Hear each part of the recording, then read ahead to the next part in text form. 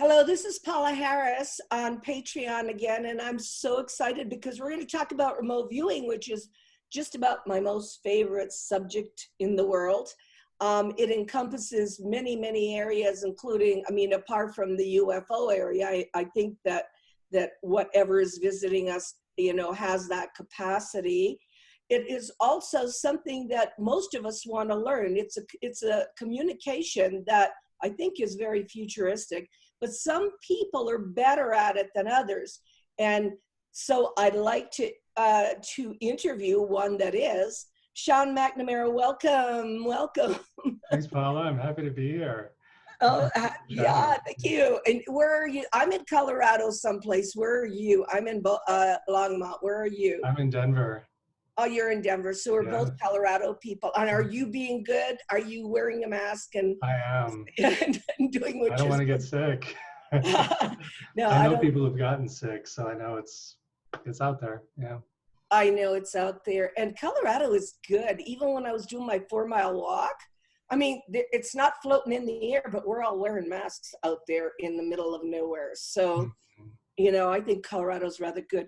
Sean, I watched you at SSC. You did a presentation which was spectacular because it wasn't just remote viewing. You did a telekinesis experiment, that looked like a miracle.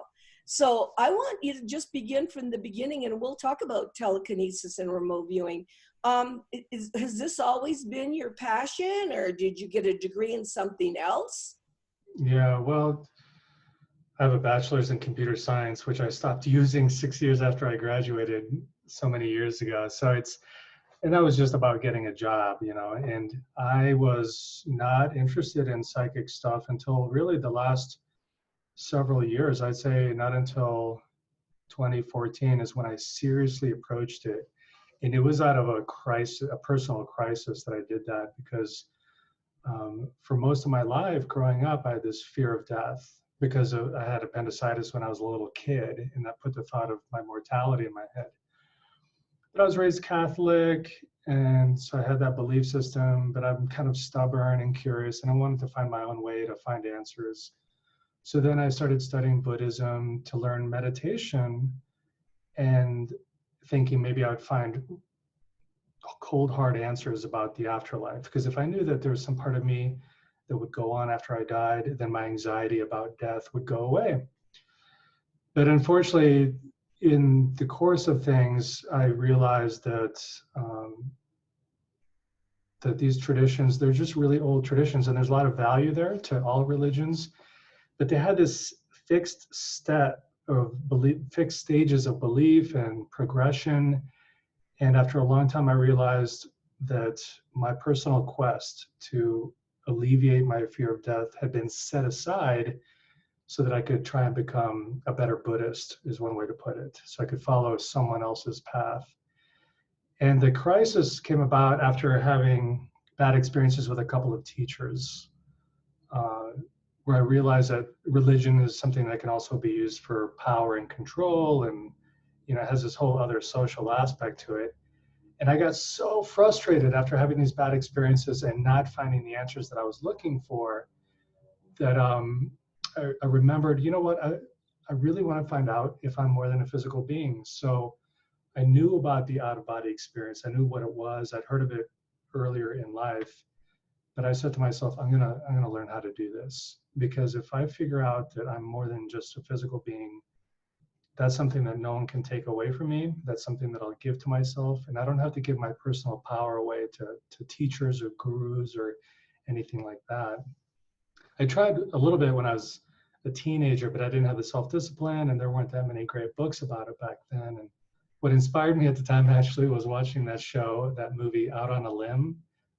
Shirley MacLaine. Shirley MacLaine. She did a lot. She did a lot to open up doors. Yeah, and I think watching her movie planted a seed in me when I was a lot younger, and that seed has been growing more and more. And then around that time, I also read Robert Monroe's book, Journeys Out of the Body, and that planted a seed.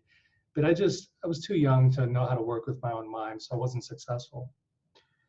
But then I think it was 2014, when I decided I was frustrated with these fixed religious paths that I put myself on, was frustrated with the issue of power and control in religion. I wanted to find my own answer. So I got some other books about out-of-body experiences, particularly by this author named William Beelman. He writes excellent material. And I trained myself really hard for a few months. And then one night, it was the middle of the night, I was laying on my couch doing the technique that we do. And then I separated out of my body, just halfway though, but I felt myself stretching across the carpet of the living room where I was doing this. A lot of people think that an out-of-body experience is where you just kind of float up gracefully like that. It's not always like that. Sometimes you just tumble out, or your feet go up, all sorts of things can happen. But so I was stretching out across the carpet, but I realized I was out, and I got so excited. And I came back into my body and opened my eyes, and the fear of death was completely gone, completely gone. I had this feeling of peace and reconnection with my deeper self that I'd never experienced before. And then I kept training and having more out-of-body experiences, and that's when I decided to leave the Buddhist tradition that I'd been studying in for so many years. I met with a teacher. I said, I'm done, that this path is going in this direction, but my personal journey is going in this other direction. And in this one, I had to give my personal power away. And in this one, it's all independent. It's self-powered. It takes a lot of effort, but it's experience-based. So instead of taking things as a matter of faith, or maybe you'll get there someday, this was immediate. I did the work and had the experience. Something changed inside of me. And that's really when my psychic development started. And I realized that psychic development in itself can be a spiritual path, because since then, there's so many things that I've experienced that go back to what all spiritual traditions say, that we're interconnected, that aggression just doesn't work. It actually breaks connection, that love and kindness is a way to deeply connect with our world, physical, the living world and the non-living world. Like even the rocks and the trees are alive in their own way. And I was so inspired by my own experience that I decided that that's what I wanted to teach other people. But the problem with the out-of-body experience is I can teach people the techniques, but it's not like they're going to have it right there in the classroom. So I give them techniques, and what they do with them is up to them. But I wanted to find something that was more that you could see it in front of your own eyes in daylight. And I discovered psychokinesis, which I refer to as telekinesis. That's kind of the old school way to call it. Moving little objects with your mind, just to show that. And that takes a lot of training, because I watched you do that, the film that you made, which was amazing. And that isn't like something you can do like in 24 hours. That took quite a bit of training. Did you train at the Monroe Institute, or I've never been there. It's like my dream. Someday I want to go. Someday I want to go. Because I feel like we have something in common, because I know that they're not a faith-based organization. They're very much about results and techniques and being very open about it. So I really respect what the Monroe Institute does. So I think going there someday will be my personal pilgrimage in a way. Yeah, well, you keep telling us, but I want to make sure that people know that when you're teaching, it's because you trained. It's almost like a samurai warrior. I mean, you trained to do that telekinesis experiment. You did it. You didn't just do it because you had the talent. It took a while. So explain that to people.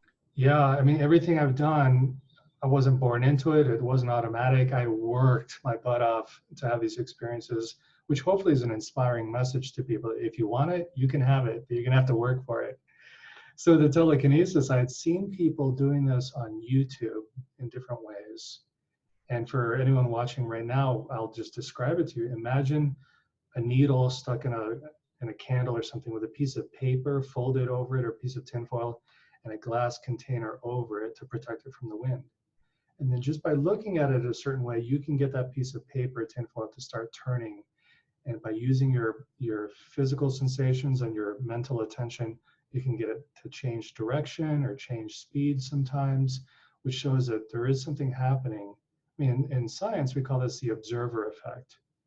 And anyone who's familiar with the double slit experiment, where you look at photons or electrons, how they strike a screen, they behave differently when consciousness is watching them. And I think this is very much the same thing. But So I was curious about it, and I thought, if I learn how to do that, I'll be able to teach that to other people, and then they can see it. It won't be a matter of faith, but they can see it, they can learn to do it themselves, and then start to make connections. So I sat down in front of this little piece of tinfoil under the glass every day for at least an hour a day for 2.5 months. Oh my And God, that's so long. this kind of reminds me of, you know, that movie Close Encounters of the Third Yeah, Kind? The Richard Dreyfuss character where he's using the mashed potatoes to build yeah. that mountain. I'm very aware of that movie. I worked, Yeah, of yeah, course. I worked with Alan Hynek and Jacques Vallée who were in that movie. But the thing is that